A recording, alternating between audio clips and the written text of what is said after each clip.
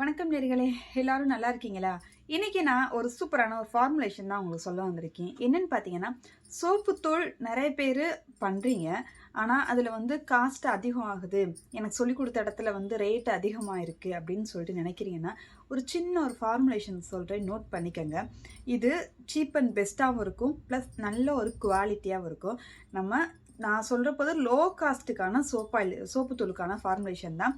என்னன்னு பார்த்தீங்கன்னா, 5 kilo washing soda எடுத்துக்கோங்க, 1 லிட்டர் ஆசிட் சிலரி எடுத்துக்கோங்க, ப்ளஸ் 15 கிலோ உப்பு எடுத்துக்கோங்க. உப்புனா சோப்புத்தூளுக்கு போடுறதுக்கான நார்மல் உப்பு கிடைக்கும், அது 1 கிலோ எவ்வளோன்னு பார்த்தீங்கன்னா 7 ரூபா தான். அந்த உப்பு எடுத்துக்கோங்க. ஸோ இது 3 தானா அப்படின்னா இது 3 தான். இது கூட ஏஓஎஸ் பவுடர்னு சொல்லிட்டு விற்கிது. அது என்ன செய்யும் அப்படின்னா ஃபோமிங்கை ஒரு 10% இன்னும் அதிகமாக உங்களுக்கு கொடுக்கும். இன்னொன்று நல்லா அழுக்கும் போகும்.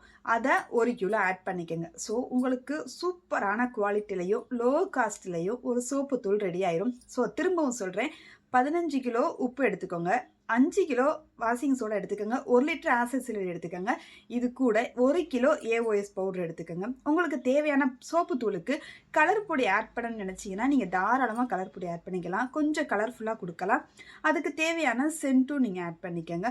சூப்பரான சோப்பு தூள் ரெடி. ஸோ ஓகே, நான் சொன்ன இந்த ஃபார்முலா உங்களுக்கு பிடிச்சிருந்தா மறக்காமல் என்னோட சேனல் லைக் அண்ட் சப்ஸ்கிரைப் பண்ணிக்கோங்க, ஷேர் பண்ணுங்கள்.